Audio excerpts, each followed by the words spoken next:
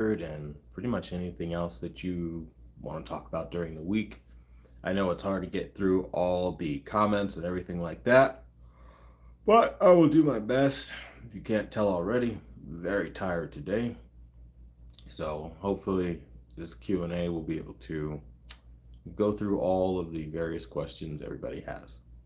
Now, this week there hasn't really been a whole lot of new developments in the audiovisual world, so don't expect a whole lot. I will tell you though that I have the Bravia 8 Mark II as one of the TVs that are permanent.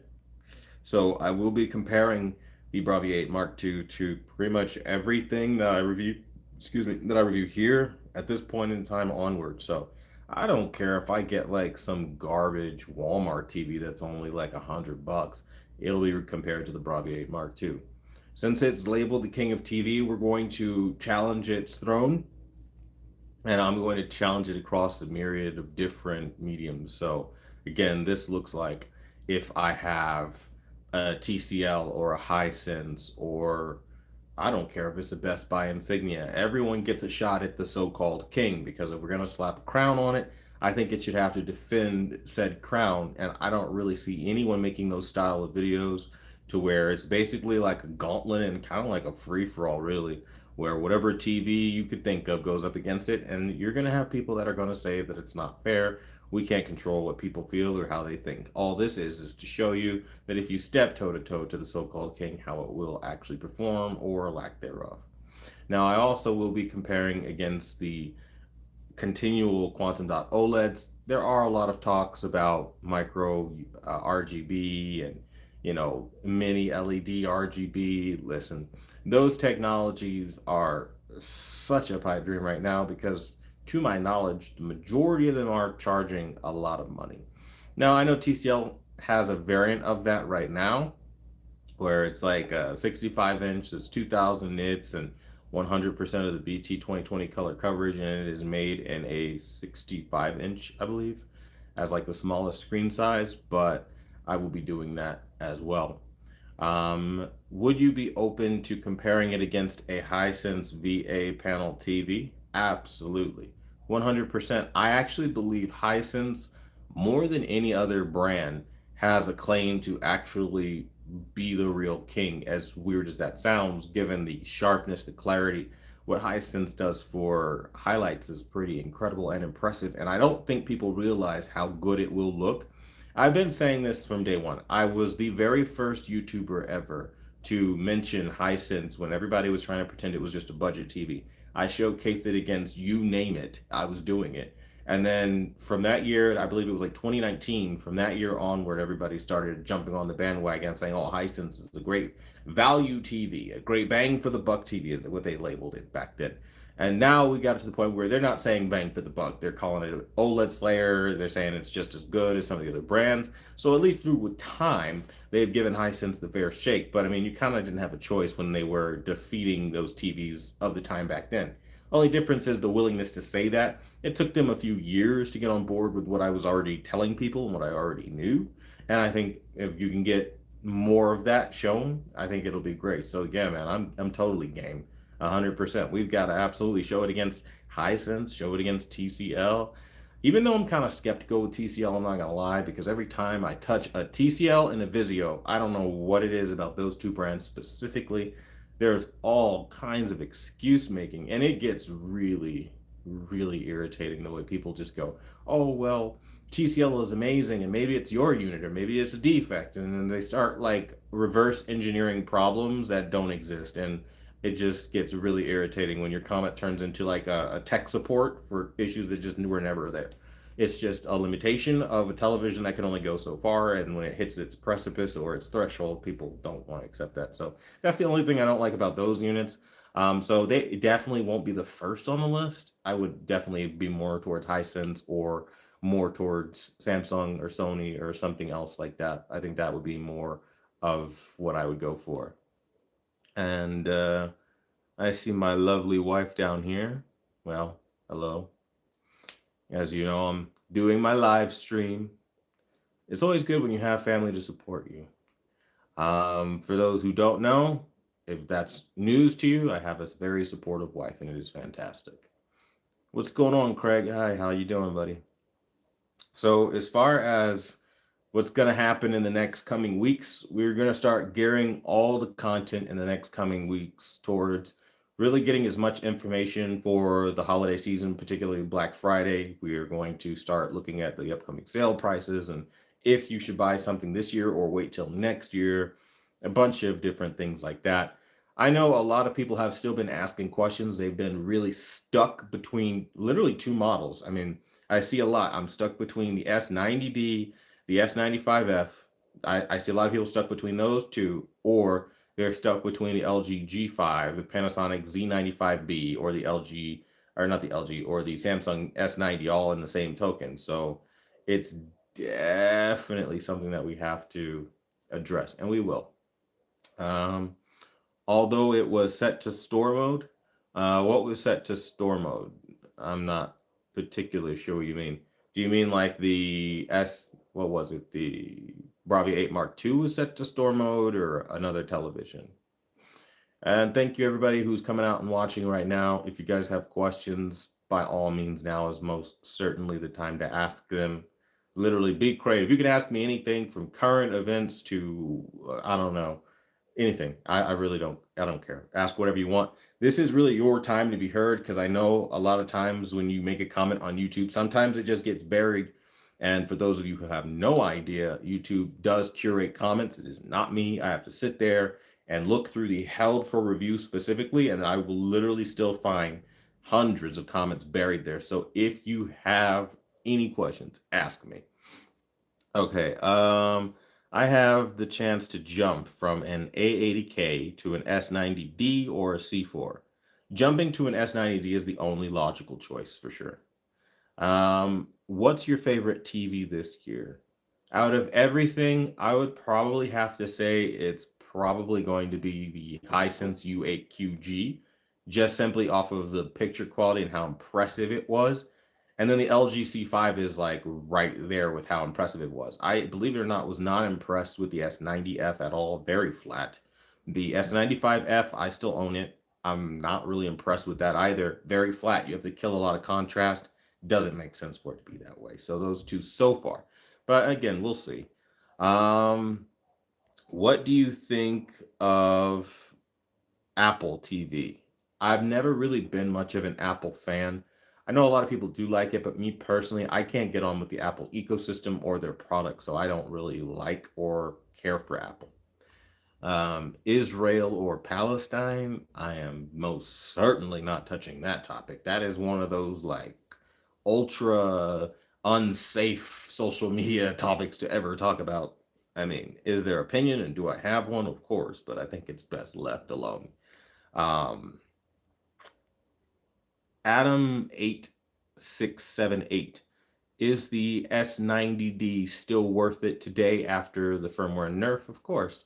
I mean, and that's the part that I get salty about if I'm being honest with you. I want to say no. I want to look you dead in the face and be like, Samsung isn't worth shit anymore. They're garbage now. I can't do it. And that I'm not, you guys can't ever understand how absolutely genuinely bitter I get about that because couldn't you imagine the disrespect you've gone and literally purposely destroyed my TV that I've paid my hard earned money for? Because these aren't retail units. No one's looking at quantum TV and sourcing units, okay? I pay for these, okay? And it's a lot of money. I mean, a lot of money every year to maintain this channel. It's a lot of shit you got to do. And when I have a personally purchase that's just for me and then they've gone in and they've updated it and they've ruined it, yeah, I'm going to feel the type of way about it. But even still, after all the comparisons that I've run, it's still great. And that's why I'm so salty because I'm like, but it was even better than great. But if you don't have one and you finally see one, then it's gonna be like I sound crazy to you because you're not gonna know what I'm talking about. But yes, it is still worth it even after the nerfs. Uh, Listerino, what's going on? You said good evening, Mr. Q and all. I appreciate it. Good evening to you as well. Yoda Master, you said nerf, and yes, nerf. Kai, what's going on? You said thoughts on Dolby Vision 2. I mean, you didn't know you needed it until they said it. That's my first thought. Every time they do this, I literally think 8K. Everybody was all up 8K's ass. They were like, oh, I need this. This is amazing. I have to have this. Until it happened where you really don't have much of anything for 8K, and then they just kind of slowly hush that down. and found a new reason for you to buy these big, expensive TVs. Because let's be real, that's what they want. They want you to buy more screen per square inch. It's what it is. They want you to buy the most amount of TV you can, and they want to be able to tack on a shit ton of dollars for the material it takes to make that. That's the business. And right now, there isn't really much of a need to do that because most people, from what I've seen in the comments, are capping out at around 85 inches. But these motherfuckers are trying to get you to buy 116, 115 inches. I don't know what kind of homes they think we have where we literally have an entire wall to dedicate to a television. It's just not realistic. It's just not realistic to have that, at least for most bases. And definitely not realistic to want a wall mount 115 inches or to have a media console big enough to accommodate it for most people. Again, 85 inches is about where most people who want a crazy big TV are tapping out, usually. And then the ones that don't, usually the norm is about 65 to 77 inches, give or take. That's what I've seen. Now me, I'm still in, I guess, the weird category where I can rock a 55 inch, and I do personally every day. I have my 55S90D, 55F90, S95F, 55 now Bravia 8 Mark II. I have my 55 LG C1. I like the 55-inch screen size, and back in my day, that was considered a big screen TV. And then now that things are bigger, everybody's just going bigger to go bigger. But I understand this wonderful little concept called pixel density and original aspect ratio. And when you know those two things together, you will never be trying to raise the absolute size of your image for no reason whatsoever, because that's why when you watch older content, it looks like shit. If your content was shot in 480p and you expand it, all you're doing is a pinch to zoom. And if you've ever seen a pinch to zoom on your pictures on your phone, you know why that's a bad idea. And that's essentially what's happening, which is why so many people return their TVs, because they thought, well, it's supposed to do this grand upscaling thing that just isn't happening right now. And it's like, well, yeah, no shit, Sherlock. It's not going to happen because what you're doing is just pinch to zoom. And again, now some TVs try to mitigate this with their AI upscaling, but I've seen AI to be more dumb than anything else. It's really just a dud feature. The feature just makes everything look really blue and over sharpened in a lot of cases, but it doesn't add anything into the spatial scaling techniques that we have today. Like, it's not using any kind of temporal super resolution. It's definitely not using downsampling. You know how amazing it would be if we had something like that? Super sampling would be amazing and ideal. Every TV should come with it by default, but we just don't have that. And for those who don't know what super sampling is, it's basically, say I want to render my image at 4K, and then I take all those 4K pixels and I compress it down into 1080p. The level of crisp and pop that your image has as a result of doing that is ridiculous, and every TV manufacturer should be doing that by default. So when you watch your Blu-rays on a 4K display, they just pop with new life. That is just one of the many ideas I have that, honestly, if someone, I'm not joking, if someone was smart enough to interview me and sit me down, they would walk away with more knowledge than anything else. That would be so paramount and fundamentally useful. But again, I'm Voldemort in the audiovisual community because I think I'm probably one of the biggest threats to it, because I don't conform and I don't tell them what they want to hear. Then I go against the norm. I mean, I'm the guy getting copyright claims literally for using Sony demos and showing that Sony TVs are really blue out of the box on the most expensive Sony flagship OLED model this year, which no one's willing to do. No one's trying to whistleblow and talk about all the downgrades and things that Sony isn't doing and every brand isn't doing, because truthfully, there's not a lot of money in doing that. Because what do you stand to gain? No brand wants to work with you when you do that. YouTubers don't want to partner with you because it's too negative, and it just, they're not trying to piss off the brand, so they don't want to associate with you. And then at the end of the day, you're an army of one fighting against like literally a current. You're going uphill by yourself. I've been doing this for the better part of over a decade, so I don't intimidate easy. You know what I mean? I've had so many people try to come for me every which way about how that's not the thing to do, and how if you just present yourself more likable and you said things nicer or changed your tone, or you would be absolutely shocked to know that so many people try to control my speech, right? I'm being sarcastic, of course. But it doesn't work. And because it doesn't work, that's where I turn into Voldemort. So naturally, they're not going to do that. But if they did, we'd start benefiting. And I do want to give a shout out to the Christian Conservative for your donation of $5, brother. It always helps out. But I want to go a step further and really, from the bottom of my heart, really thank you for being the #1 most consistent donor on this channel. Like, I notice you, brother. Like, almost anytime I have a stream, even if whatever it is, you always try to help out, and you don't realize it, but it really does help this community, this channel, and the work that I do here. And more than anything, I appreciate the hell out of you, bro. Like, you're really looking out. You're holding it down for the entire community. And I really respect the hell out of you for that. Now, to get on to your question, you're saying the S95D versus movie theater screen, who wins? The S95D, hands down, every day of the week, and here's why. Movie theaters, especially like Hollywood professional screens that cost tens of thousands of dollars, even though they don't look great, are calibrated to that outdated standard that I am super against. That washes everything out and makes everything look like crap. And I'll give you one of my personal experiences. Just this past weekend, I went and watched the brand new Demon Slayer movie, The Infinity Castle, and it was an amazing movie, by the way. If you haven't seen it, do it. It's fantastic. However, one thing that really bugged me was how washed out it looks. Now, as a little, I'm gonna give you guys some pro sauce. Take it or leave it. Hey, you don't have to take it, but this is some life hack information. Okay, what I like to do is I like to go into the movie theater with one of two things.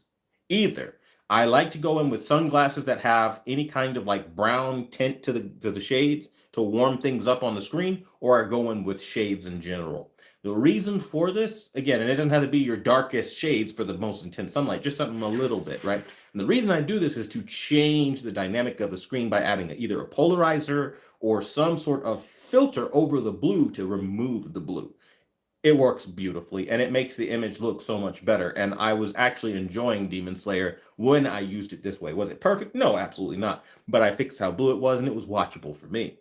Now, as far as a movie theater screen, though, I don't like, again, just how blurry things can be at times. And yes, it's big and it's great when you have sound and you have a whole professionally EQ'd surround system all tailored for your experience. That's fantastic. But honestly, a good S95D dialed into my calibration standards, which pop and breathe so much more life into my content that I watch than any movie theater ever could, is where I'd rather be, especially when I fit it with Govee lights and have like all the lights going off all at once. Oh, it's magical. It's one of the best things I think I've ever seen.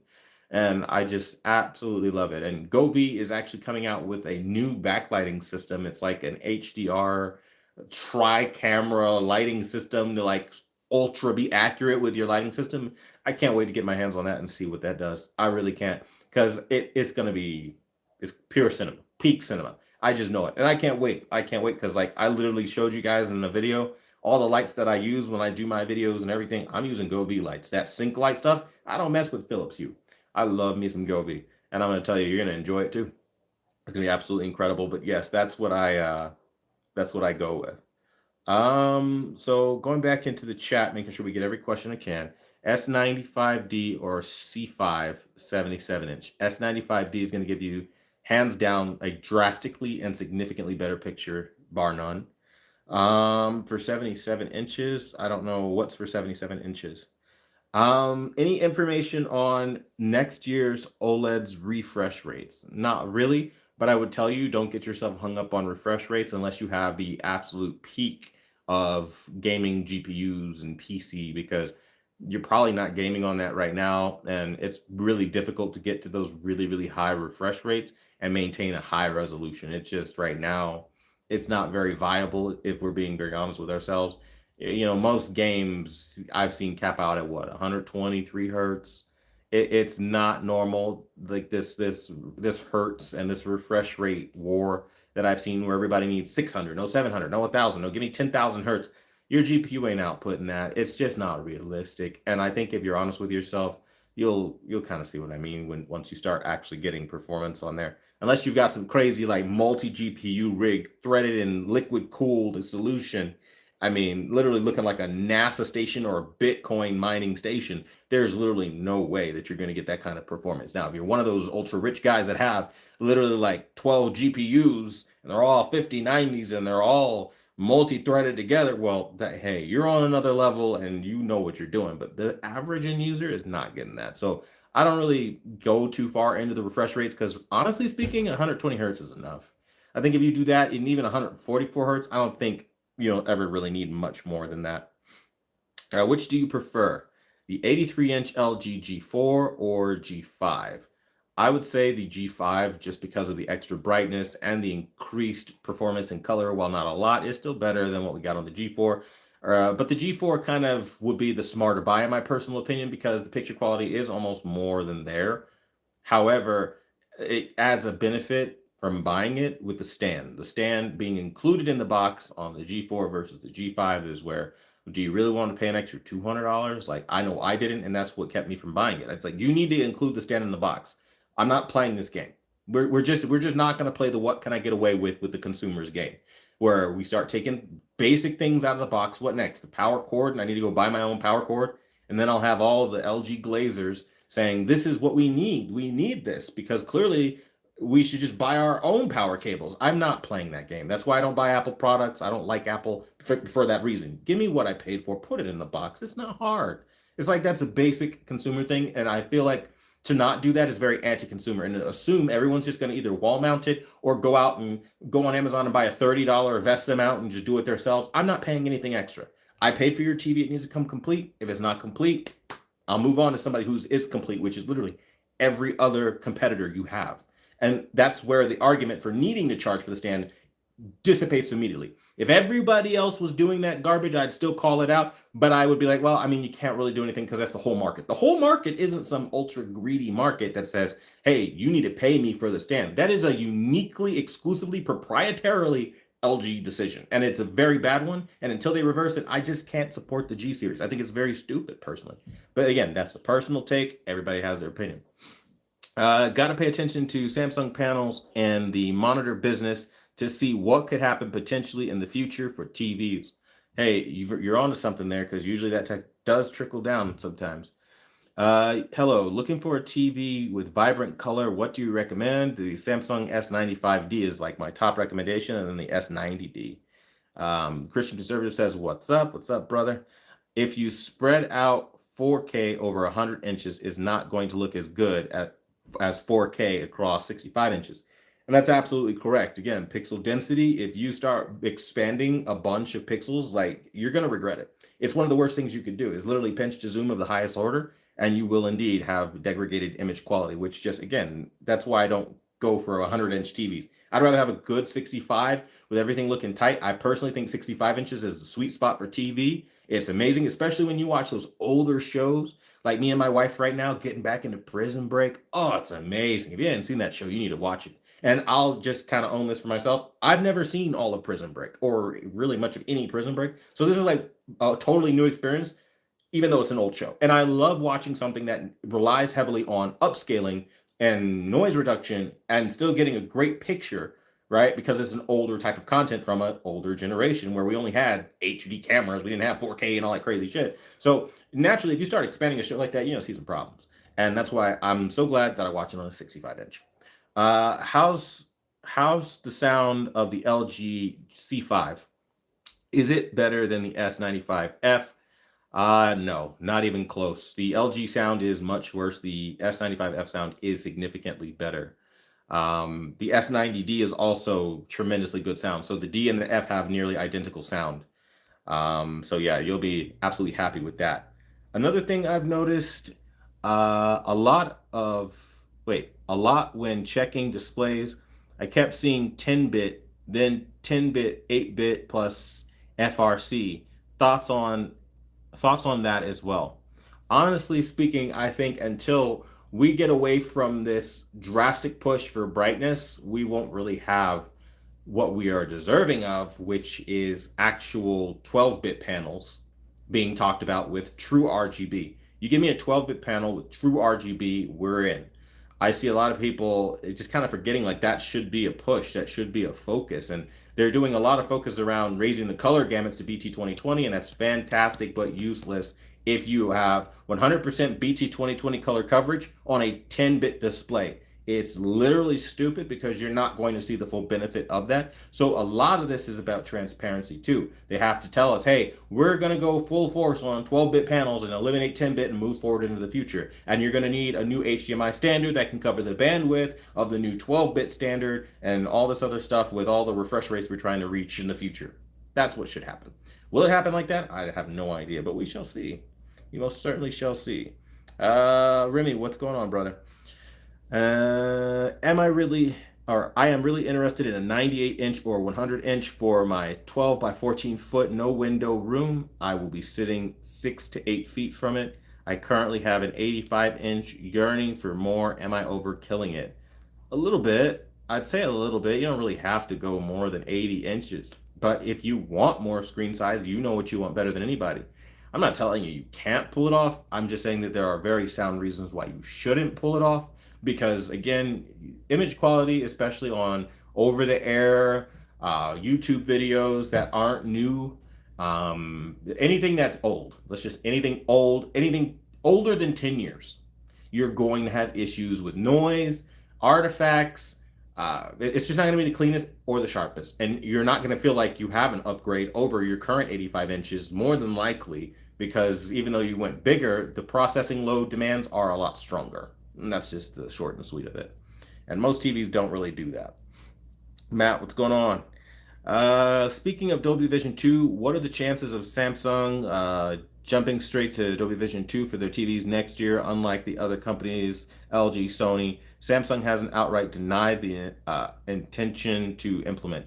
I don't foresee them doing that because they seem to want to die on the HDR10 Plus hill as the superior technology to Dolby Vision. And listen, I understand HDR10 Plus looks absolutely incredible. However, I would say that you probably should just bite the bullet and do the Dolby Vision thing to shut everybody up, but Samsung genuinely does not care right now. So until they have a reason to care, and right now they are the #1 in the world, I believe, as far as market share, top grossing company for television manufacturing sales, I don't see them caring in the near future because they're doing great. Shout out to Sam Hine. Thank you so much for being a VIP member for 46 months. That is an incredibly long time, and I see you, brother. That's fantastic. Now, your question says going to the theater is unnecessary if you have Quantum TV's calibrations. That's what's up, brother. And I personally see it the same exact way. It really does start to feel pointless, in my personal opinion, because I can stream most of the stuff at home and watch it beautifully. And especially like how now it's a weird time. Like when new movies hit, they almost come to Disney straight away, and you could just watch it at like just like nothing. It's very weird. So I mean, it's a different time we live in, but yeah, I would definitely prefer to do that. And it's not. I know people go, "Well, of course you say that. They're your settings, and you're trying to sell them." No, no, really. Like genuinely, before I was even selling them, I literally would watch it that way anyway because I loved it that much. And I genuinely can't sign off on any theater that I just can't. They don't use the right technology, and it's really just blue and washed. And people like that movie theater look, but it's old. And I don't know if I'm paying top dollar, I want to see a return on my investment. I want to see something new, and I don't see enough new happening in the movie theater space. In fact, they're lazy. I don't know if it's happening locally for you, by the way, but for me, these people are literally putting on old flicks like the very first Harry Potter and charging actual adult money, not Monopoly money, adult money to pay you to watch Harry Potter again. I own all of the Harry Potter movies. Why would I pay you for that just to put it on a bigger screen and to sit in some heavily used, ran through chair? Like, I wouldn't. And that's just my personal take. But again, everybody kind of has their own feels for this for sure. Neil, what's going on, brother? You said, how's it going, Quantum? It's going all right, man. Pretty tired today. I can't lie. Pretty tired. Christian Conservative, any recommendations on those shades? Any kind of brand? Honestly, no. You could buy yourself like the cheapest pair of shades possible as long as it fits the rules. Like let's say you get a pair of shades, you want it to have like a brownish tint to it. Usually, you want it to like not brownish, but that's kind of what it's called when you look it up. It's the one that like it has like almost like orange lenses. You want something closer to that because that will suck out all the blue immediately on any screen. This is a trick that I was talking about. I think it was shit back in 2017, and I was much smaller back then. Oh my gosh, did people laugh and like hysterically in the comment section? They're like, this man is telling us to watch our TVs with sunglasses, and I stand 10 million toes down on that one and say, absolutely. If you have an older TV that just looks like crap and you genuinely cannot afford to buy a new TV, you don't really have to. Because if you use polarizer sunglasses, that extra layer, that extra filter on your eyes will separate and polarize, diffuse light, receive light, refract light very differently from a raw eye.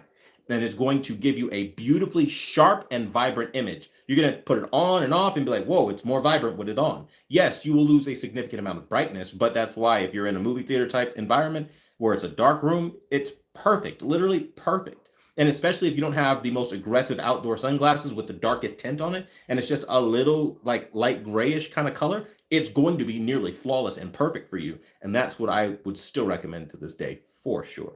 So brand doesn't matter so much as intention. And I mean, yeah, that's what I would do. Brown shades for sucking out blue light, then brown lens shades for sucking out blue light, which kind of tend to look a little orange sometimes in the tint of the shades. Or otherwise just use light tinted shades to cut down on weak contrast. It was a technique I used to do back when we had a lot of blooming issues on TVs. And I was like, well, I don't really feel like going to the store, returning back and forth a lot. I would just use shades and you wouldn't see any of the blooming anymore. It would go away like that because I added another filter, and that extra filter helped diffuse all of the bloom that I was seeing. So it was literally like Dr. Jekyll, Mr. Hyde with what I was seeing differences. So it's something to try out if you haven't considered that. How often should most people upgrade their TV in terms of bang for the buck? I think it depends on how you use it. If you're somebody that wants the most vibrant TV and you're sitting on like a 2008, I don't know, Westinghouse or, something like that, then yeah, I would say upgrade for the new changes in technology ASAP pronto. If you want that, quantum dot OLED would be my number one recommendation, or anything QLED with a quantum dot filter. That's just what I would recommend. But then there's the person that, like, let's say you already have an S90D or you already have an LG C1 and you're wondering, should you upgrade again? Nah, don't do that. It's not necessary. I mean, they haven't made that much improvement outside of brightness. That's really the big thing that you're going to be getting. And in a lot of ways, you saw a lot of downgrades over the years, especially when you talk about contrast. This generation of reviewers is, in my personal point of view, is really just, they're very omissive is the word I would use. They're a very omissive bunch. They won't tell you what is wrong, and you have to siphon the energy. And it's like, they're not lying because they're not telling you, but they're not telling you, and not telling you is the same as a lie. It's like when you have that girl, right? That, all men watching this, if you're a girl, you say a guy, anybody who's been in a relationship, whether it's family, friends, whoever, and you've had somebody that is really bad at telling the truth, and they tell you, well, you didn't ask me. I shouldn't have to ask you. You should just fucking volunteer the information because you're trying to tell me something. And it's that shit. That's what the reviewers today are doing. They will tell you every good thing. They'll tell you something not so great, but it's okay. It's not that big a deal. You see how they make excuses immediately in their videos. It's like, I really don't like this, but honestly, if I'm being honest, I don't really care. So then why did you say anything? Because Game of Thrones taught us that anything you say after the word but doesn't matter. Some lessons are worth keeping, even if you got it from a movie or a TV show. And that's one of them. And it's just like that. It's literally just like that. So yeah, they're very emissive. So I would say upgrade when you know you need to. Like if your TV's on your last leg, upgrade. If you know you want quantum dots, like if you're on an LG C1 and you know you want vibrant color and extra brightness, now it's time to upgrade. The C1's not doing that. But if they come out with Dolby Vision 2 and you just bought like a Samsung S95D, what the fuck are you doing? You don't need Dolby Vision 2. That shit is not going to rewrite what a TV is. You don't need the brand new RGB micro LED TVs or mini LED TVs.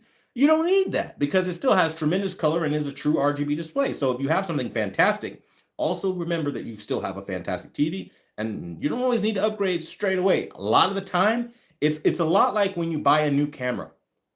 They will get you in the trap of every year buying a new camera and upgrading your lenses, when really all you ever really needed to do is get better lighting and just learn how to use what you have. I mean, honestly, get it dialed in. And that's why I promote my service, where I say settings make most of the difference. It's not usually going to be the TV, because you see upwards of a TV asking $3,499 for just a 55-inch. $4,000 was the asking price for the 65-inch of the Sony Bravia 8 Mark II. It did not look good out of the box at all. And it needed a lot of work. And all TVs don't look good out of the box. So from that perspective, what are you doing?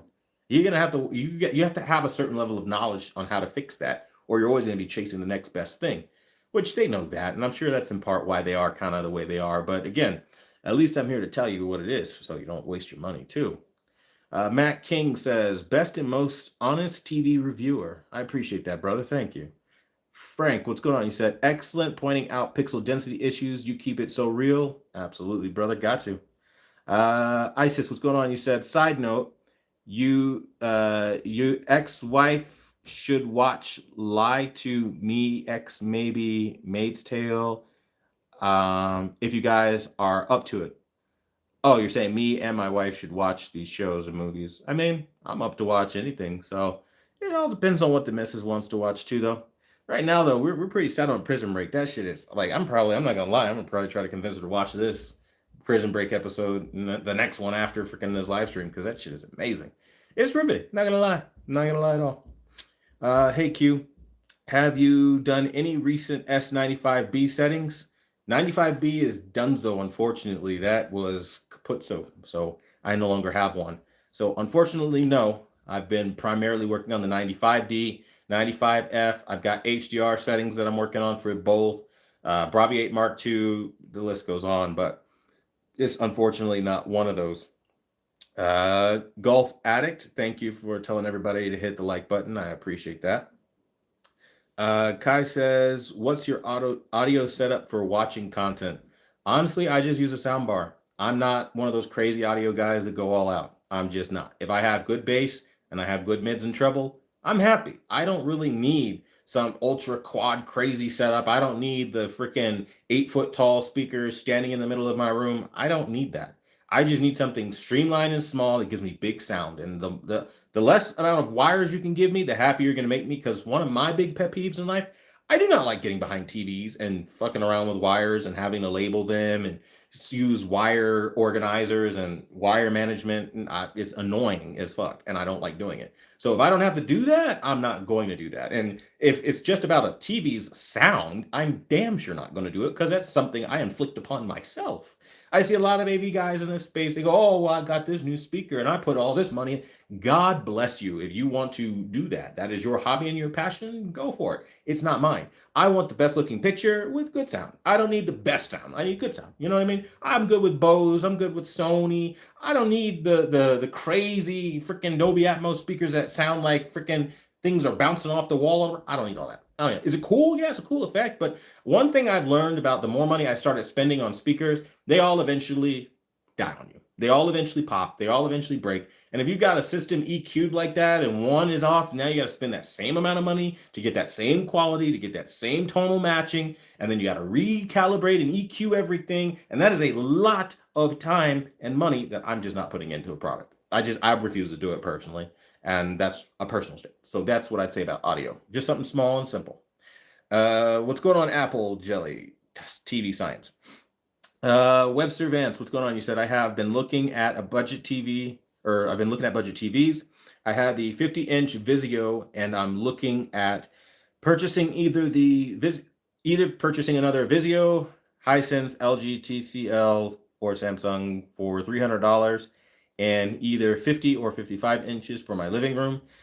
If you are looking at that, I would highly advise that you look at the TCL Q6MK. That is going to be your TV. Don't look at anything else. Please thank me later. Haven't joined the chat for a while. Hope you and the family are great. Have a great weekend. I appreciate that. Yes, me and the family are doing all right. What's up, bro? What's going on, Black Wolf? Which TV should I buy? The S90D or S95F? S90D hands down. Literally, even if they're at the same price, the contrast differences are ridiculous. The S95D is worlds apart from what the F is doing. The F, I don't know what they were thinking this year. And I advise you, please go watch my comparison between the two, because the amount of contrast you lost, ridiculous, just ridiculous. There is an actual formal comparison on the channel. Please go check that out to see those differences I'm talking about. But if just for a face value answer, brother, make sure you get the S95D. It is that TV for sure. I am reporting I went to Best Buy multiple times. I live across the street, and I just discovered major blue/white lines around the image on the Sony Bravia 8 Mark, or wait, the Bravia 9. Oh, well, I'm not surprised. Sony's not the same anymore anyway. Looking to buy a new TV, what would you recommend for looking at vibrant color? S90 is always where you should start, in my personal view, if you're getting a new TV. Because the S90D, that one's going to be your number one pick for sure. It just has a ton of contrast and color, and it's so worth it. Since I took a pic with a 60 FPS 4K image, it's so obvious the Sony cutting edge elevating highlight Bravia 9 has significant flaws. One has a significant flaw no one talks about. Quantum, maybe it's just me, but have you noticed your S95D less vibrant? I'm currently on firmware 11.20. I actually haven't noticed anything like that so far. With anything after any of the other firmwares that I've done, it's about where it is, and it looks good to me. I mean, I don't have any issues, so I can't say.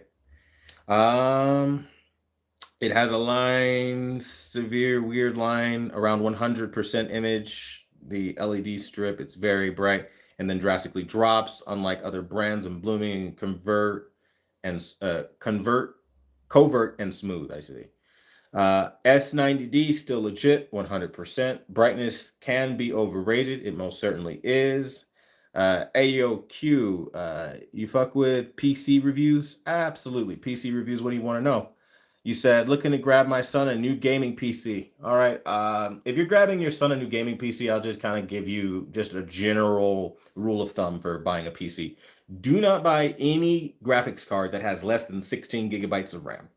It's not worth it. At the bare minimum, like absolute bare minimum, 12. 12 gigabytes of RAM is the bare minimum he needs to have enough VRAM for the complex textures, shaders, everything a world can render. Don't buy anything that doesn't have an SSD in it, because again, the new games, some of them just will run like trash if you don't have an SSD. Dragon Age Veilguard is a perfect example of that. You really want to start with like an RTX 5070 level GPU and work your way up from there. It will be costly, but I would recommend doing it that way because you'd be better off. As far as your RAM, you'll be good with 16 gigs of RAM. You don't have to go up to 64 or 32 gigabytes. You can always expand RAM later on, so that's not a big deal. You probably at some point want to visit or visit the idea of upgrading a power supply.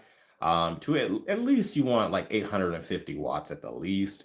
I say go in with the RTX 5070 because it gives you more than enough power. But again, if you buy it pre-built with the 5070 in there, then you're kind of already good. So you don't really have to do a whole lot. I understand that's only a 12 gigabyte card though, and that won't really protect you for the future. So if you want like the next gen card, you're gonna have to spend a substantial amount more to get the 5070 Ti variant, which I think that would be a good place to start. Again, as an entry level budget into this, it would just make the most sense. So hopefully that helps. But if there are any specifics that you want to know, let me know. I got you. I got your back, bro.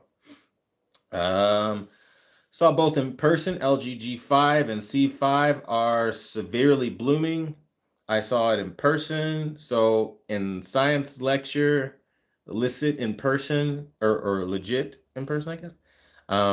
A95L, a good upgrade image-wise over the S90D. No, that is a very bad decision in my personal experience, having reviewed both, because the A95L is not going to be as colorful as an S90D, even though it has color gamut on paper, if that makes sense. When you get into practical applications of who pushes color more intensely through precision color mapping and other color rendering techniques, Samsung is just ahead in that regard. You will notice every single color popping way more. It just is how it is.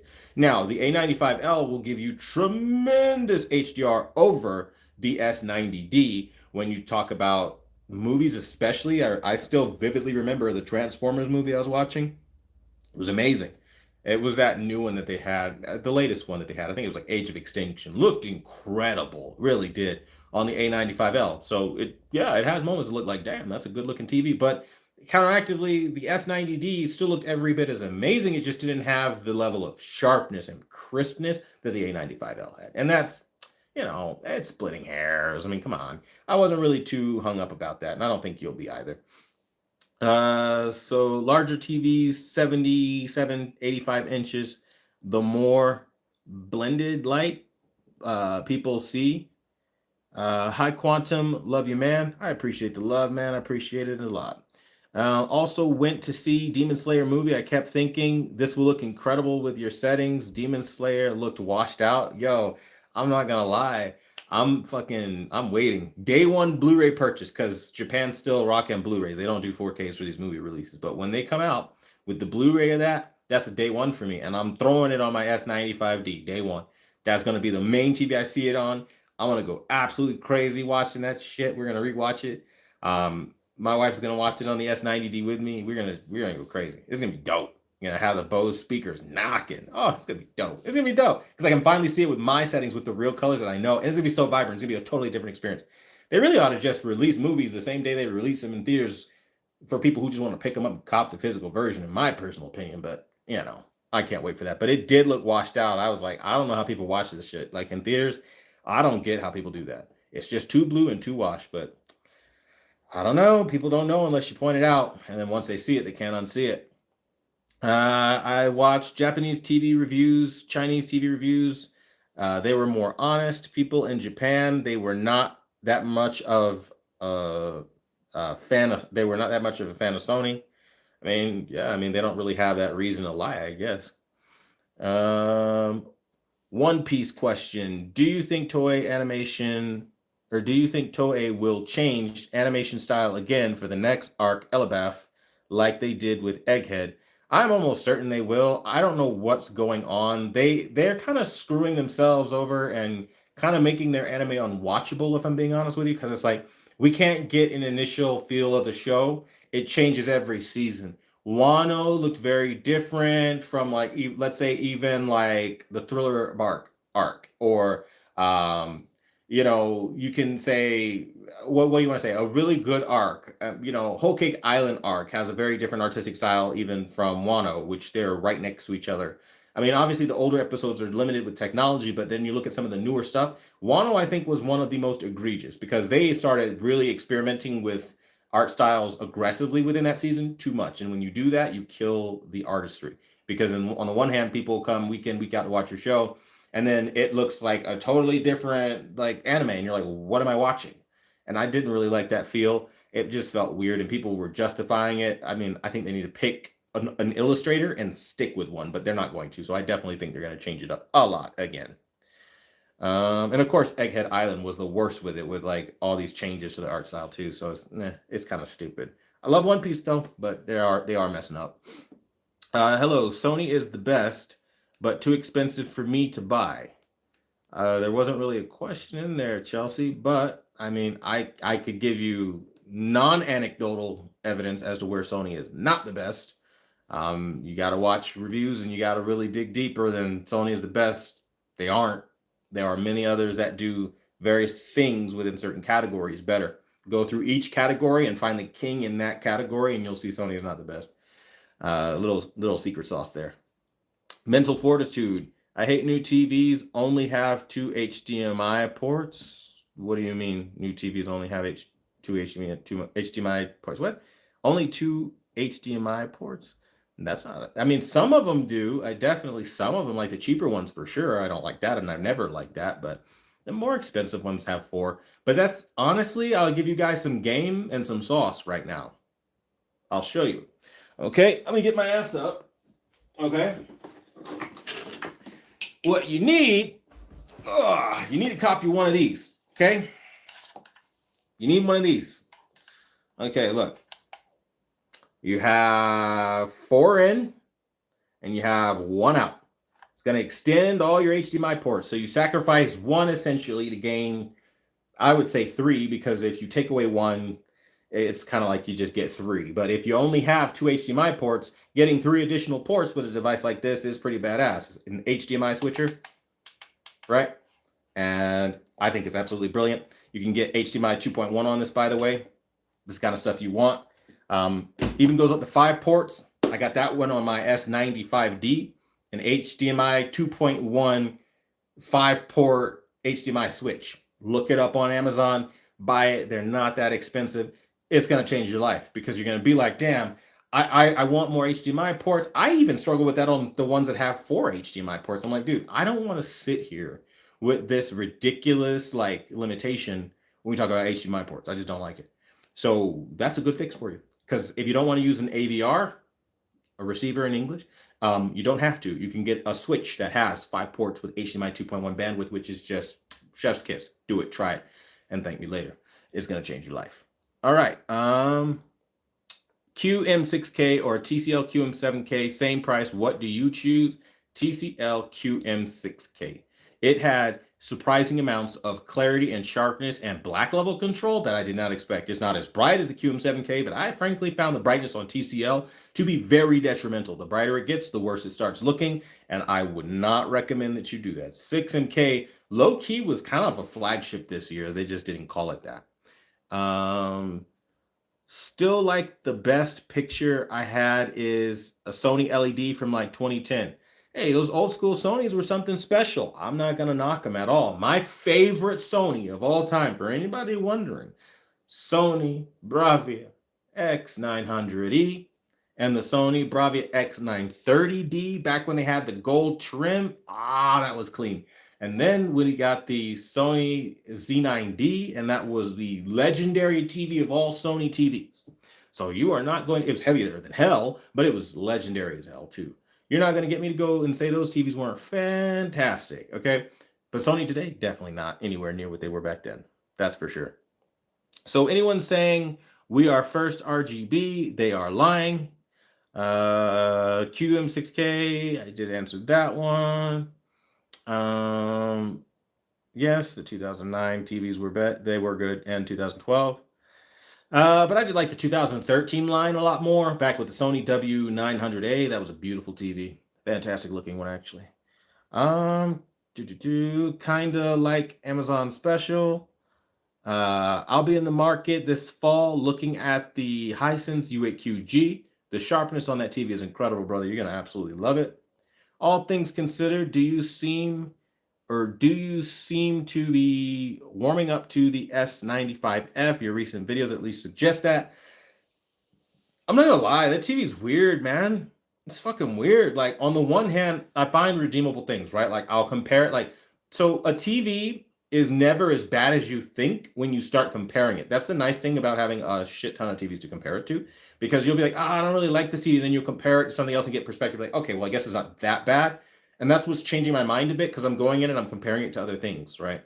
Like the Bravia 8 Mark II comparison with the S95F blew my mind. I did not think these Samsung was going to do good at all. Didn't think so. But they did. They did really, really well and actually edged it out in a lot of fucking ways. And that I did not expect that or see that coming. Especially because of how flat the TV came and how much contrast it just doesn't have for me personally. I wasn't with it. And then I saw the color and I was like, what do you mean? It's really doing this good? I want to fail this TV right now. I'm like, come on, Sony, let me fail this TV and tell everybody you did great. Like, that's how much I hate the TV. It's purely biased at this point. I'll be very honest about it. I own the TV, so I can say that, but I fucking hate the thing. I think it's a stupid TV that has very, very weak color. Well, not color, contrast. Very weak contrast to the point where it's just like, oh, it's not. But then I compare it and then I do my settings on and I use the Sony as a reference monitor and the Samsung as a reference monitor, and I cross-reference both like I tend to do, and I push each to their absolute peak. And then once I do that, then I'm like, I have to be fair about this and I have to call it down the middle. Even though I might feel a certain type of way about that Samsung bullshit, I have to say what it is. And what it is even with the matte finish screen that I hate, even with no Dolby Vision, which I don't like that they're not doing that, and even with them washing out contrast this year, they are still, hear how insane this sounds, better than pretty much every TV that I've seen on the OLED line this year. It's ridiculous. And I'm tired of this. I hate that everybody's just so mediocre now. Facts. That's just how I feel about it, though. But I'll keep testing it to see if it gets better. Right now, I'm working on the PC side of things, since I recently was shown by a subscriber how to press and hold and activate the option to rename the inputs. So now I can do more with the television. That really sucked not being able to do that. So that changed my opinion of it a bit more too. LG did the same thing too, where you have to press and hold it to pull up a menu. I don't know what's the secret press and hold bullshit they're doing this year. They need to stop that. They should just label and tell people like, hey, this is how you get into editing your inputs. It would help people, I would like to think, but personal opinion there. All right, just bought the 65-inch LG G5. Do you think it's worth changing it for the C5 77-inch? No, I don't think it's worth doing that at all. I wouldn't do that. I wouldn't do that at all. That's a hard pass for sure. What's your opinion on the new Hisense they dropped? I think it's the 9, probably like the U9 or whatever it is. My opinion is that it's unnecessary. I don't think we need $30,000 TVs, if that's the one you're referring to. I don't think everybody could afford it. And frankly, unless you're a CEO, you don't have 30 bands knocking around your bank account to just dump on a television. You'd probably buy a new car, put a down payment on a house, get yourself an asset of some sort versus just a TV that's just to throw it away, like disposable $30,000 plus tax. Not realistic. They're living in la la land with that one for sure. So Quantum, what makes you a TV expert? Sorry, I really didn't look deep into it. What makes me a TV expert?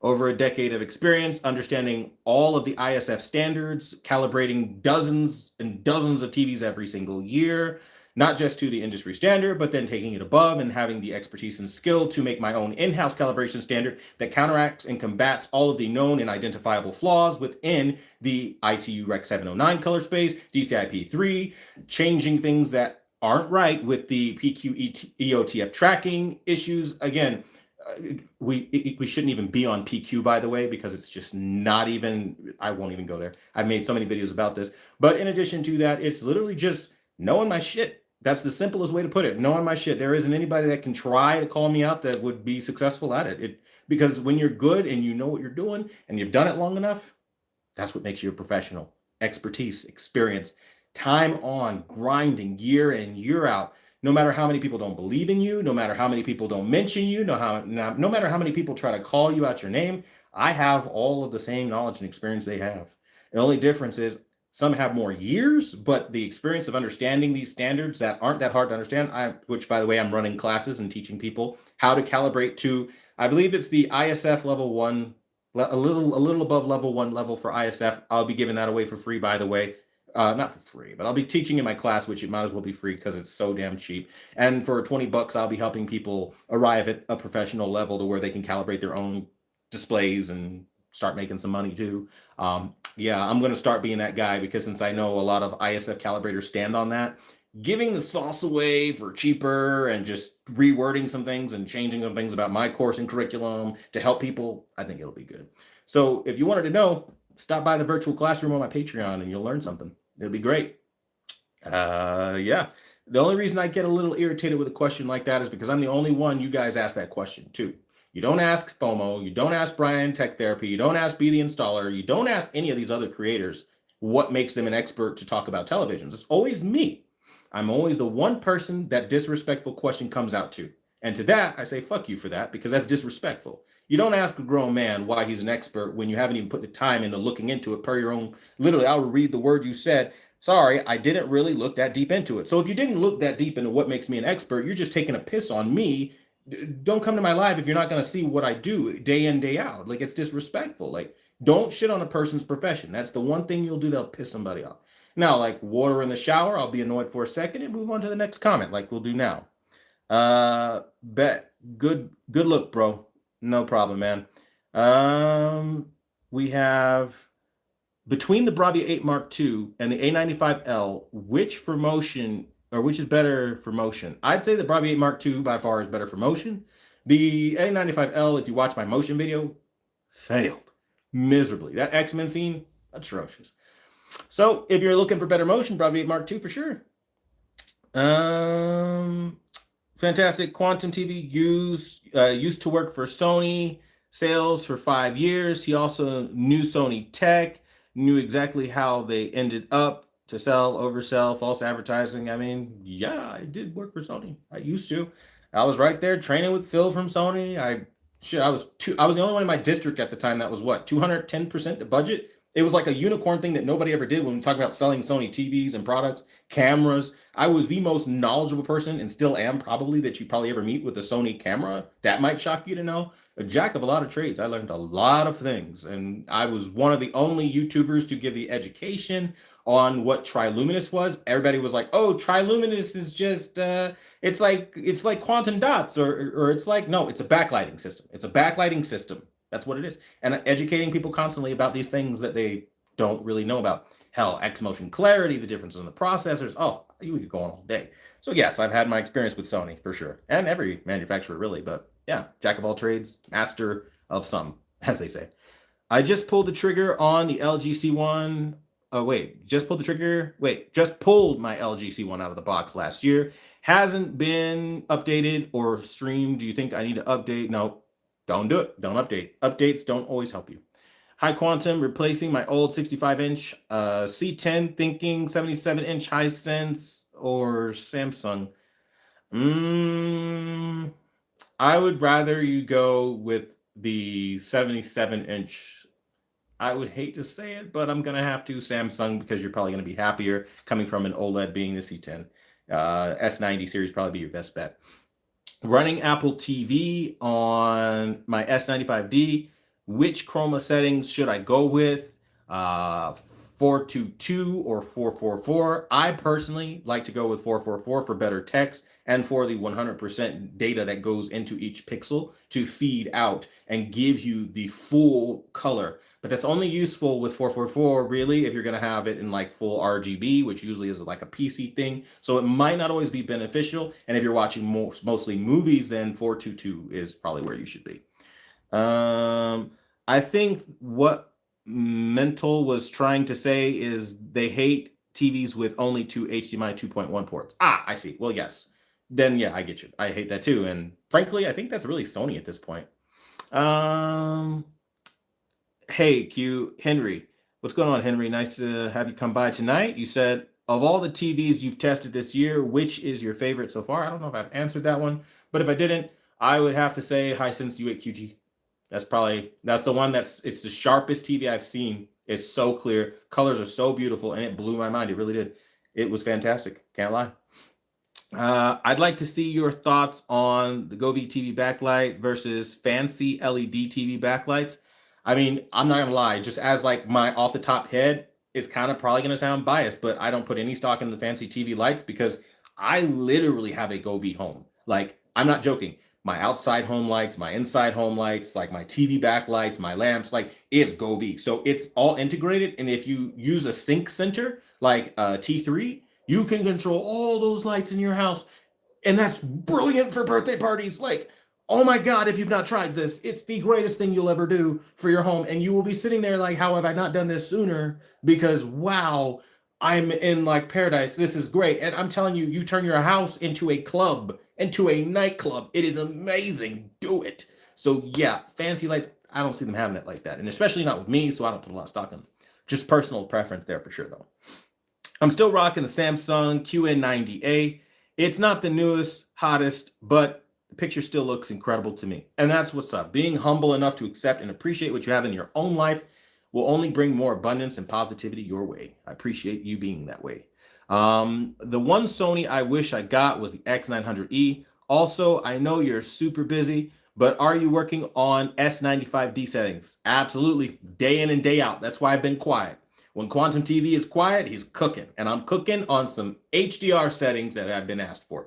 And them bitches are looking good. I've been watching it with a couple of different content pieces, and I'm blown away.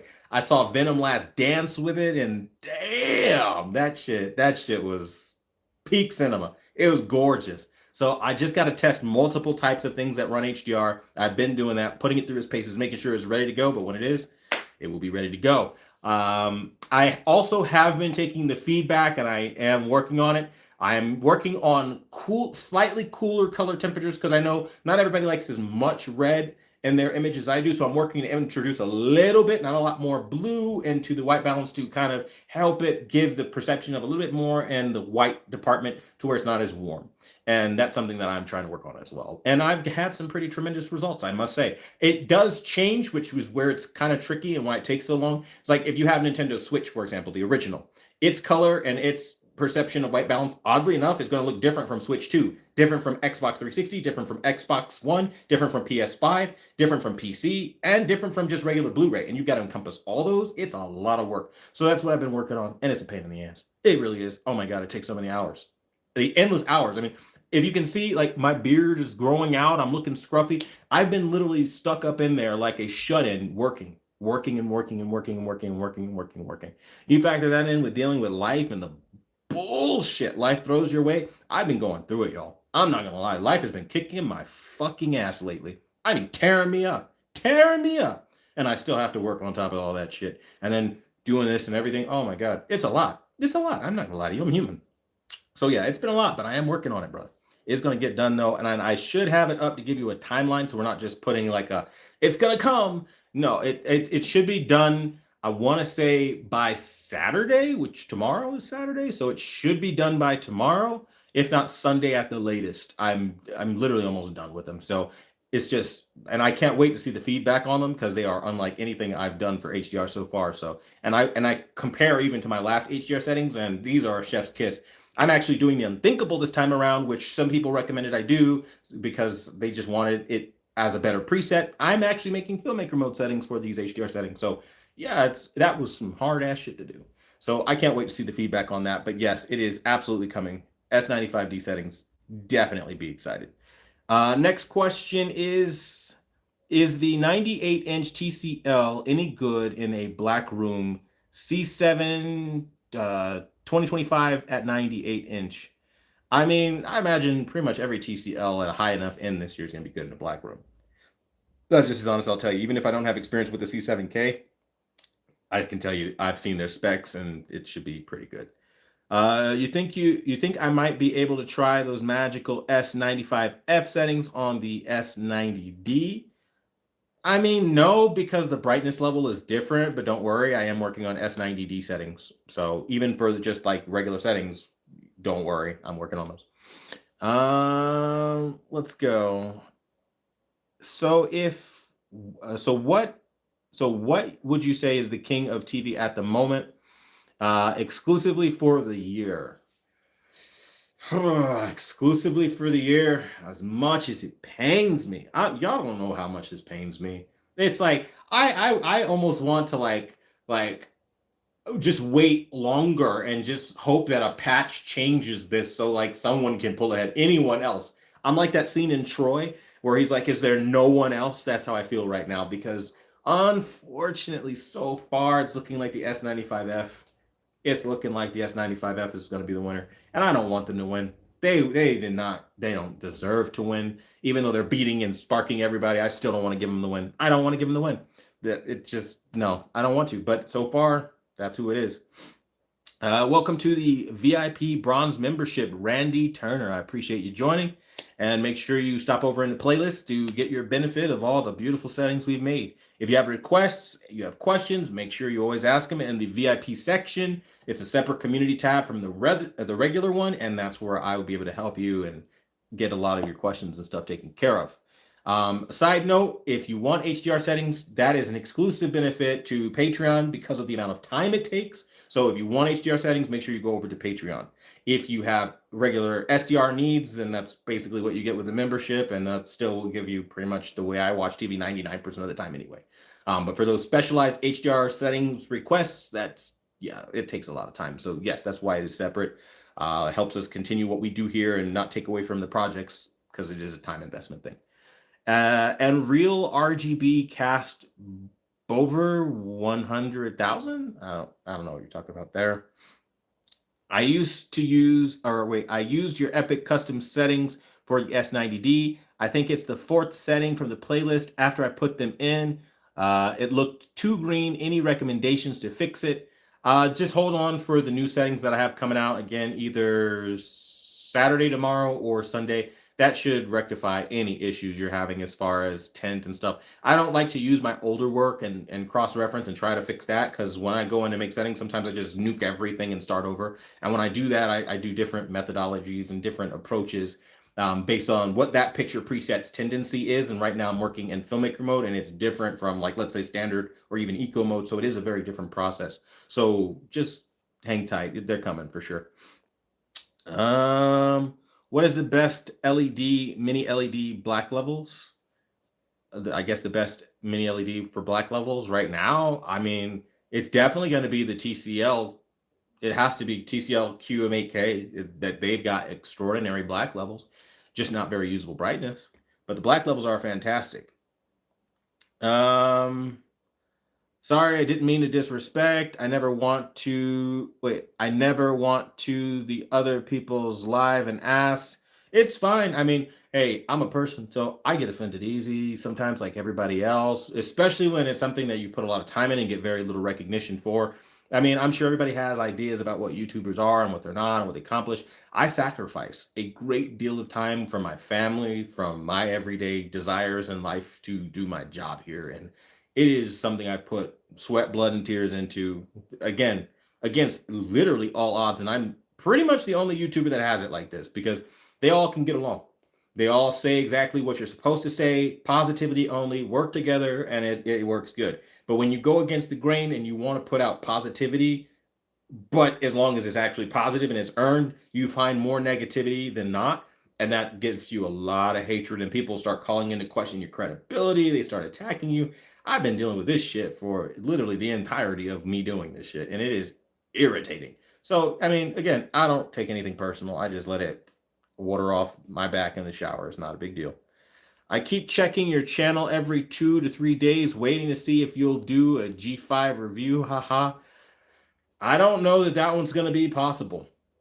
We have very limited funding, and I mean very, very limited funding. It is not like you think. I genuinely don't think people understand how little you make on YouTube. I mean, to be able to review the Bravia 8 Mark II, S95F, S90F, TCL QM8K, Hisense UAQG. I mean, we're going through a shit ton of TVs every year, and you cannot return all of those. You can't return all of those. You will eat absolutely quite a few of them. And even if you sell it at a lower price, you're not going to get what you paid for it. And you lose money a lot with this. AdSense does not pay you more than minimum wage. I will tell you again, at this level where I'm at, it doesn't pay you more than minimum wage. So you're not really making a lot of money on these videos, and you're losing money. And so you got to crowd and self-fund, and that is limited. You can't just endlessly spend. So I see all these, like, that's where I kind of like, it's a tongue-in-cheek kind of moment, because you get annoyed with the other YouTubers because their reach is farther, but they're not as helpful. So it's like, I wish I could tap into as many units as you're used to seeing on all these other channels that are fucking useless, but I can't. So I can't give you the same level of usefulness without donations, without super chats. I don't say that as a way to enrich my own pocket. It's like, we are independent, and any independent platform, the audience, the owner, we make it what it is. It's our community. And that's why it's like, I'm limited. I have to do what I have at my disposal. The G5, you're talking, we need to come up with $200 just for a stand on top of $2,300 plus tax. That's a lot of damn money on top of the overhead costs to run this. You're talking, I have subscription services that I have to maintain to edit videos, everything from the back end. There's a lot of stuff that goes into content creation, especially at this level. It's a lot of money. And so, yeah, we're limited. I know you guys want the G5 review. I want to do the G5 review. I wish LG would do the right thing and be like, yo, I want an honest review. I want to see how my product actually stacks up. Here's a loaner unit. I wish a retailer like Best Buy would be like, here, test out the store unit.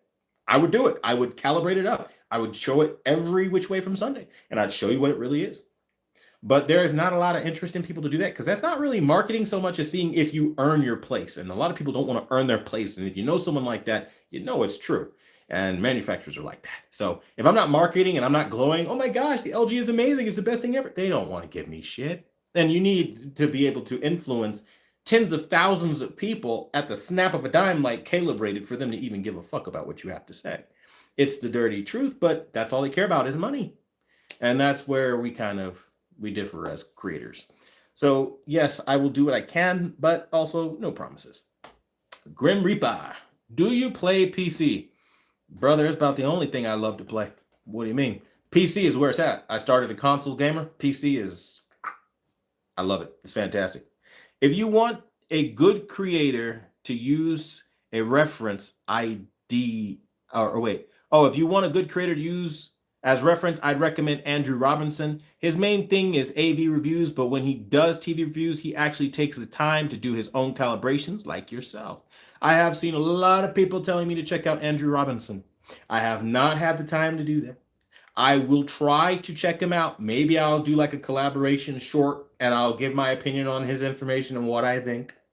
I'll try, particularly his Sony Bravia 8 Mark II review. I've seen a shit ton of people telling me, watch it and give me your opinion. We'll see. I'll check him out. Kai, I'll take your advice and I'll check him out. I'll see what he's about. I don't know much about him, though, I'll be honest, because I don't really, I don't play the comparison game much, so I wouldn't know. We'll see. What's the best gaming TV right now? Samsung S90F or 95F? Is there a difference in detail and image between the A95L and Bravia 8 Mark II, especially in HDR? I would say, yeah, the brightness for sure. That's the biggest difference. Are Samsung S90D and S92D the same? I actually don't know. I would stick with the S90D. That's all I really could tell you. Do you find it weird that Dolby Vision isn't working on YouTube considering all the effing HDR Dolby Vision videos? I do find that very weird.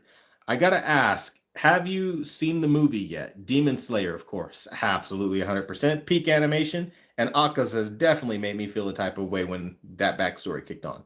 And then Tanjiro just kind of like there's so many fucking memes right now about that, by the way. Tanjiro just standing there fucking like thinking and going through like this like deep brain thought process as Akasa is beating the hell out of Gyu. And we're just like, Tanjiro, get in there. Your boy's getting murked. And finally he steps in and does some absolutely incredible S rank level stuff. But again, it was a funny little meme. But yes, I have seen the movie and I absolutely love it. Can't wait to get it on Blu-ray. Where can I find your Patreon for the HDR settings? Patreon is going to be, I believe, listed in the community tab. I think I did put like a link to it in there. I'll put another one, since you're a VIP, I'll put another one in the VIP tab so that you have direct access to it and you don't have to look through the regular community tab to get that. S90F or S95F. Oh, you're responding to Trini Kid. I got you. Thanks for your answer. It means a lot. Absolutely, no problem. What's going on, Adrian? S95F and S95F are the best gaming TVs. Yes, right now by far, for sure. They just are. I mean, real RGB cost over 100. Yeah, that's true. Especially if you're talking about that new micro LED. That's definitely true. Have you ever considered filming / creating your own demo content? I have. I really genuinely, honest to God, have no time and a bunch of multi-million-dollar ideas I could pull off, but you need time to do that. And I run very short on time these days. Shout out to Mr. Henderson. Thank you for your donation of Nook 100. I appreciate you, and it definitely does help out a ton. I appreciate all the support for sure. And you said, hope this helps. And I really, again, the crowd and self-funding thing, if there's a project you guys want me to take on, like the S90s or whatever next year, whatever, any year, donations like this helps a ton. Because again, we don't make a lot of money here. I'm not here to lie to you. So it does help us when you help us. It genuinely does. And that's what helps push these projects forward. And you're able to see pretty much everything you need to see on a particular unit. And I appreciate it. You guys are fantastic for sure. Hello, I was going to buy a new TV. What would you recommend? LG G5 or Sony Bravia 8 Mark II? You use it mostly for 4K RIPS connections on the Denon X3800H. I would go honestly with the LG G5 personally. If I have to correct myself. I can't really say that because I have a Bravia 8 Mark II over the LG G5 because the reason doesn't matter, but I'll give it anyway, because I personally want to test it against everything to put its crown to the test because no other YouTuber is going to do that. So I ate the bullet on that one. But if it was a personal purchase, I would buy the LG G5 because, yes, I hate the stand. That's uniquely greedy and very stupid and petty. But I can't lie that the prospects of a sharper TV with good brightness still and decent enough color is good, but I'd be lying if I told you I don't just love the pop of the Sony Bravia 8 Mark II for primary colors, particularly red. LG's not ever going to give you that. You're just not at this point in time. So take it for what it is, I guess. I'm not a fan of the Bravia 8 Mark II, though. I'll tell you that right now. It's a very blurry TV, and you got to do a hell of a lot of work to make it worth anything. And that's as honest as anyone will have the heart to tell you. Do you think corner delineation is still used? I'm not reading this. Corner delineation is still an issue on OLEDs? I don't know what the hell that is. I don't know every issue on OLED, and I definitely don't know what the hell that is. The corner delineation? I don't know what that is. I don't know what that is at all. I don't know what. No. I am human and I do not know everything, so you have to tell me what that is if it is an issue, because I don't know. By the way, Q, do you have the link to the Patreon? Yes, sir. I will be posting that link in the community tab section for VIPs. So make sure you check it out. It will be exclusive to VIPs so that you can see that, that exact link. And we have the Bravia 8 Mark II. I think we have the HDR settings for the Bravia 8 Mark II up already for that, if I'm not mistaken. I can't remember off the top of my head. And the S95 will be going up this Saturday or Sunday. Sorry, 100 Nook is about $10 USD. Oh, no, I know there's a conversion. Don't worry. I'm not like, oh my God, $100. No, brother. I know. Trust me. I know the conversion. But I appreciate it nonetheless. $10 is still a huge and massive help. That's not like all any one person for this channel needs to contribute is $1.50. If every single person that loves the content gives $1 to $1.50, we would be able to do every project that people request. It's not a lot, but it just takes a little bit to make a ripple into a big community pool to where we can pull our resources together. Just $1. That's all it takes. So $10 is like you pulling the load of 10 people. That's huge. That's a big help. So I appreciate it, brother. Either way. Is there anything better than the NVIDIA Shield? It's very preferential. Personally, I like consoles better when it comes to streaming. Would you consider adding performance and natural light to your TV reviews alongside your darkroom light comparisons? I mean, natural light is kind of tricky though, because it would require opening a window, and it kind of throws off things too, because when the camera is metered, for example, a certain way to a certain lighting condition, and then you throw an odd element like let's say a light source that's 6500 Kelvin in on the screen, when you've already got it dialed in to, let's say, give or take 5600 Kelvin, you're throwing off the results of what it actually looks like, and it makes perceptibility to the viewer very hard. So that's why I really don't like to do that. Even when you hit an overhead light, like a fan light or something in a room or something like that, and it's really tungsten, it still adds something that's just not going to be totally perceivable. And I've seen it countless times where people are like, oh, well, it doesn't look that much better, or this doesn't look, it's like, I'm doing my best. It's very limited, but I mean, I'm not opposed to it either. Which TV has less blooming, the TCL QM7K or QM7K? Hands down, for sure. Ain't no doubt about it. Had to use 8K TVs capable cable for 4K PC gaming, connecting to the 85-inch Hisense UX. A latest 4K 2024, 2025 PC gaming graphics are insane. Bottleneck 4K wire now. Well, yeah, I mean, I don't know what kind of rig you're running. For me, I don't really go to ultra high end because I did it once before and my GPU died on me, and it was just not worth it after that. But hopefully I was able to answer as much questions as I could before the end of this live stream. I'm going to go spend time with my family now and enjoy the rest of my evening. And I hope you guys have a good night. I'll try to be here next Friday as well, same time frame. Hopefully you guys will be there with me, and it'll be your chance again to ask any question you want. Doesn't matter. There's kind of sky's the limit as long as it's within YouTube's terms of service conditions. I'll answer like maybe 2 more questions and then I'll kind of head out here. Better anime, Berserk or Demon Slayer? Demon Slayer. I mean, I don't really like Berserk that much. Just personal take there. Have you got the TCL C7K there with you? I do not. I don't really have that one in the States. I only have the TCL QM7K. Hope you and the family are well too. Yeah, we're doing all right. I mean, life keeps on lifing. See you later, brother. I appreciate you. Apple Jelly TV Science, I appreciate you always coming out, being supportive. I appreciate that. Just wanted to get on here and say I respect your politics videos, even though they may not be well advised these days. I mean, yeah, on that video that I did about Charlie Kirk, I lost what, damn near 100 subscribers. I don't care. They're not doing me any favors. Look, the thing is too, I'll just leave you with this closing note. I'm a person, right? If there's something wrong, I'm going to speak up about it. I don't think it's right. I mean, come on, could you really be so heartless as if something happened, like somebody got SA'd or, at your job, or somebody got jumped in the parking lot, a woman got jumped in the parking lot, would you really be there in the office like she deserved it? No. And would you want to sit next to the coworker that thinks that? No. So, they can have their freedom of speech, but there aren't freedom of consequences, because as a businessman and an employer, I wouldn't want to deal with that either in my day-to-day life. If I had somebody at my office and they're doing that, I'd be like, what do you mean? It shows a level of unhinged, a level of psychotic, right? And if you're psychotic, I don't need you around other people. You're just going to get them hurt or do something crazy because you think some extremist garbage.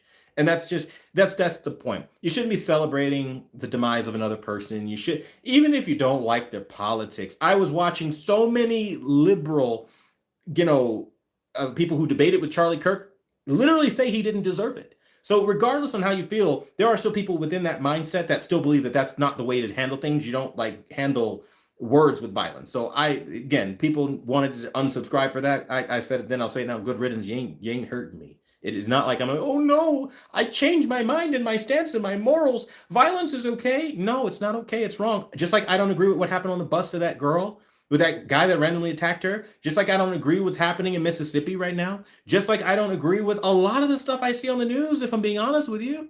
But that doesn't mean that, like, everything that you hear and everything that you see has to be met with violence if you have a disagreement. I used to be born in the time period where we disagree, and it's cool.